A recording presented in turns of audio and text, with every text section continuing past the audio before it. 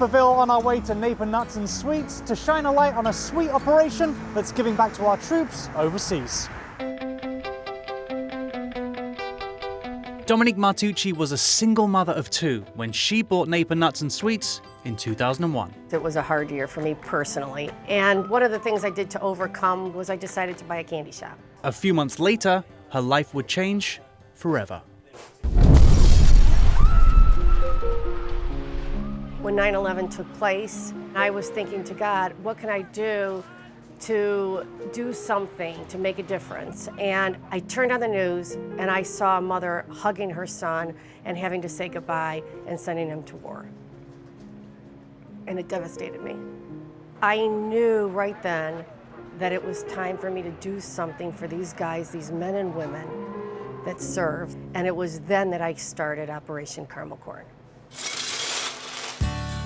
Dominique cooks, bags, and mails homemade caramel corn to troops in places like Iraq and Afghanistan.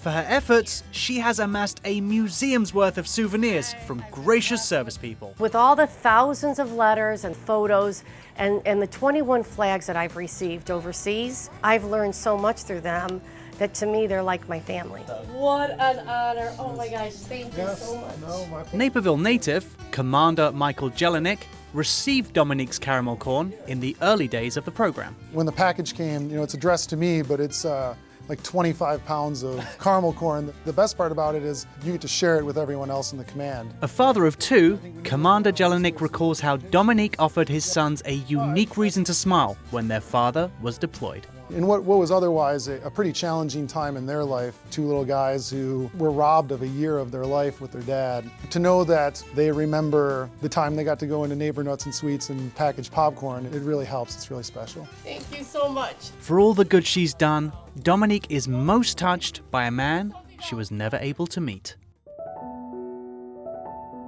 Brian Slavinos from Genoa, Illinois, was a recipient of the caramel corn, and we had received his letter. And his father came into the candy shop. And I was in the back room and he said that you know his son. Army First Lieutenant Brian Slavinas died on November 2nd, 2003 in Iraq, when a missile struck his helicopter while transporting troops. He was 30 years old.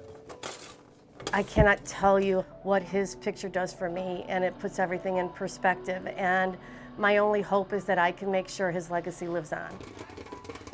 And Brian's legacy does live on, with each veteran that finds their way home.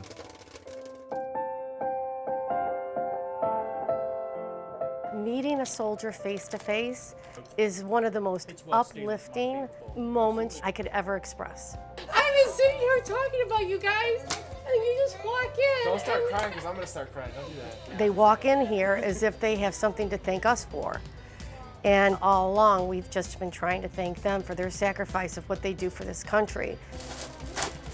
You gotta give him another hug. Yeah. I don't know what else to do. Now I got to come in here like once a week, man. They're actually made more special, more different, better than the rest of us. They're the most humble, unbelievable people. And I'm going to keep shipping until they get home, until every one of them is home.